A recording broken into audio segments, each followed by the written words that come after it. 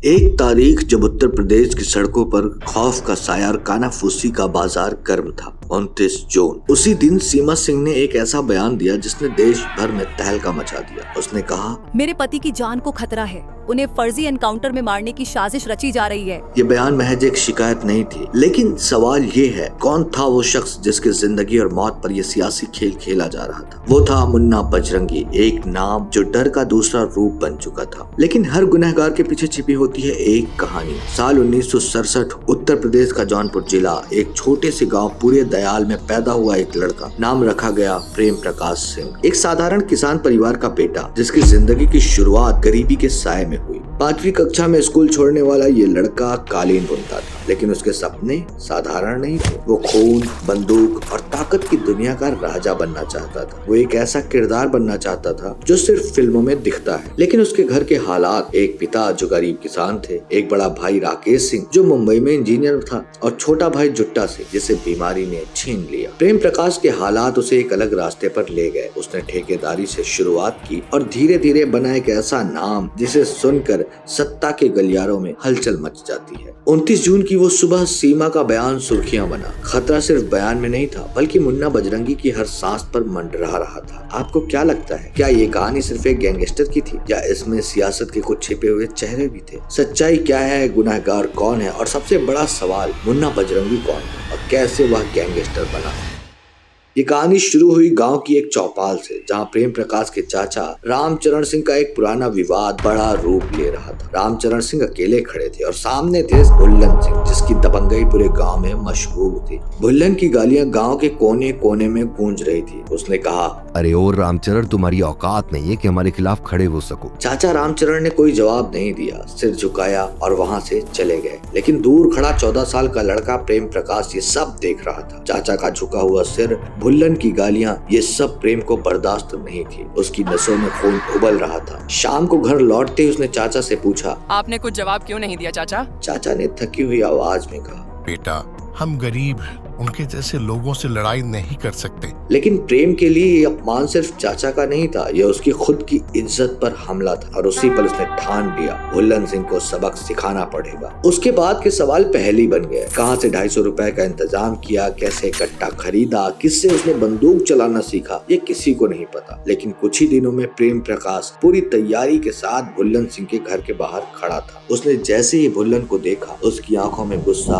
और बदले की आग जल रही थी। बिना कुछ कहे उसने कट्टा ताना और गोली चला दी। भुल्लन सिंह वहीं ढेर हो गया। गांव में अफरा तफरी मच गई। लोग दौड़कर भुल्लन के घर पहुंचे, लेकिन तब तक प्रेम प्रकाश वहां से गायब हो चुका था। पुलिस आई, जांच शुरू हुई। प्रेम प्रकाश अब एक भगौड़ा बन चुका था। 14 साल का वो लड़का जिसने पहली बार खून किया, अपनी मासूमियत और जिंदगी दोनों को पीछे छोड़ चुका था। ये उसका पहला कदम था, लेकिन इस कदम ने उसकी राह तय कर दी। अब प्रेम प्रकाश मुन्ना बजरंगी बनने की ओर बढ़ चुका था। पुलिस हर जगह उसे ढूंढ रही थी। गांव में कोई उसकी मदद करने की हिम्मत नहीं कर रहा था, पर प्रेम को छिपने की जगह मिल ही गई। छिपते छिपते प्रेम पहुंचा बनारस, जहां उसे अपने एक दूर के रिश्तेदार ने पनाह दी। लेकिन उस रिश्तेदार का घर कोई साधारण जगह नहीं थी, ये था अपराध की दुनिया का अड्डा। वहाँ उसका सामना हुआ बंदूक के सौदागरों से। उसने पहली बार देखा कि कैसे अपराध की ये दुनिया पैसे और ताकत से चलती, और यहीं से उसने अपनी नई पहचान बनानी शुरू कर दी। उसने छोटे मोटे कामों से शुरुआत की, गोलियां पहुंचाना, कलेक्शन करना और सट्टेबाजों के बीच संदेश पहुंचाना। लेकिन प्रेम का इरादा छोटा नहीं था। वो जुर्म की दुनिया का राजा बनना चाहता था। कुछ ही महीनों में वो मुन्ना नाम से मशहूर होने लगा, और फिर आया वो मोड़ जिसने उसे पूर्वांचल के सबसे बड़े गिरोह का हिस्सा बना दिया। साथ ही उसके नाम में एक और नाम जोड़ दिया, और वो बन गया मुन्ना बजरंगी। बनारस के ठेकेदार ने मुन्ना को अपने दुश्मन को खत्म करने का काम सौंपा। इनाम था 5000 रुपए और एक बंदूक। मुन्ना ने यह मौका हाथ से जाने नहीं दिया। ठेकेदार के दुश्मन को सरेआम गोली मारी। उसकी ये हरकत बनारस के अपराध जगत में उसकी पहली बड़ी एंट्री थी। इसके बाद मुन्ना ने कभी पीछे मुड़कर नहीं देखा। हर नए काम के साथ उसकी पहचान और खौफ बढ़ता गया। अब उसका नाम छोटे अपराधियों के बीच नहीं था, बड़े गैंगस्टर्स की लिस्ट में जुड़ चुका था। मुन्ना को जल्द ही बड़े गैंग के साथ काम करने का मौका मिला। यहाँ उसने सीखा कि जुर्म सिर्फ ताकत का नहीं, बल्कि दिमाग और सियासत का भी खेल है। मुन्ना अब सिर्फ नाम नहीं था, वो बन चुका था पूर्वांचल का एक ऐसा गैंगस्टर जिसके नाम से लोग कांपते थे। और यही शुरुआत थी मुन्ना बजरंगी के खौफ और अपराध की कहानी की।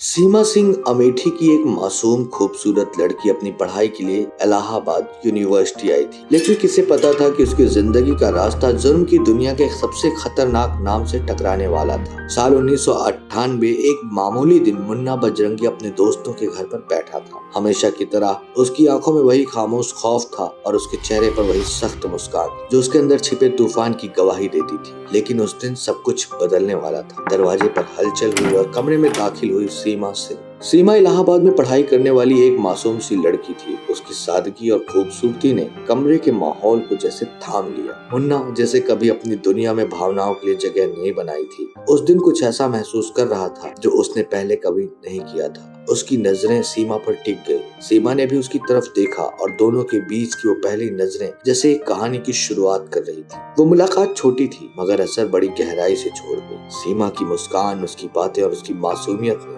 उस सख्त दिल गैंगस्टर के अंदर छिपे इंसान को जगाने का काम किया। मुन्ना ने शायद पहली बार खुद को किसी के लिए बदलने की चाहत महसूस की। दोनों के बीच बातें शुरू हुई। कभी दोस्तों के बहाने मिलने लगे तो कभी अनजान रास्तों पर टकराने लगे। हर मुलाकात के साथ उनका रिश्ता और गहरा होता गया। वो पहली मुलाकात जो दोस्तों के घर पर हुई थी अब उनके प्यार की नींव बन चुकी थी। साल 1998 में वो दोस्ती जो उस शाम शुरू हुई थी अब एक ऐसा रिश्ता बन गई थी जिसे दुनिया की कोई ताकत रोक नहीं सकती थी। यही वो साल था जब मुन्ना बजरंगी और सीमा सिंह के दिलों ने एक दूसरे को पहचान लिया। मुन्ना बजरंगी एक नाम जो जुर्म की दुनिया का बादशाह था। सीमा 4 भाइयों की लाडली, एक साधारण ठाकुर परिवार की बेटी। जब सीमा ने अपने परिवार को ये खबर दी तो घर में मानो भूकंप आ गया। मुन्ना बजरंगी, वो गैंगस्टर, उससे शादी? उनके पैरों तले जमीन खिसक गई। सीमा के परिवार ने उसे रोकने की हर कोशिश की। बेटा उससे दूर हो जाओ, वो तुम्हारी जिंदगी बर्बाद कर देगा। लेकिन सीमा के लिए ये प्यार था और प्यार में वो हर हाथ पार करने को तैयार थी। जब मुन्ना को ये बात पता चली तो उसने भी अपना फैसला सुना दिया। शादी करूंगा तो सीमा से ही। दोनों ने मिलकर एक फैसला किया, भागने का। रात के अंधेरे में दोनों इलाहाबाद से निकल गए। हरिद्वार, जहां गंगा की पवित्रता ने उनके प्यार को आशीर्वाद दिया, वहीं एक छोटे से मंदिर में वैदिक रीति रिवाजों से उन्होंने शादी कर ली। कोई गवाह नहीं, कोई शोर शराबा नहीं, सिर्फ 2 लोग और उनका बंधन। ये शादी परिवार की मर्जी के खिलाफ थी, लेकिन ये दोनों जानते थे कि उनकी दुनिया अब बदल चुकी है। समय के साथ परिवार ने भी इस रिश्ते को स्वीकार कर लिया। मुन्ना और सीमा के 3 बच्चे हुए। सीमा ने मुन्ना की खतरनाक दुनिया को अपना लिया और उनके लिए ये प्यार उनका जीवन बन गया। लेकिन सवाल अभी बाकी हैं और उन सवालों के साथ कहानी भी। क्या मुन्ना बजरंगी जिसने जुर्म के रास्ते पर कदम रखा था उस रास्ते से लौट सकता था? क्या सीमा का प्यार उसे उस अंधेरे से निकाल सकता था जिसमें वो डूब चुका था? ये रहा कहानी का पार्ट 1। अब पार्ट 2 के सवालों के जवाब और पार्ट 2 की कहानी जानने के लिए आप लोग कमेंट बॉक्स में पार्ट 2 लिखकर टाइप करें।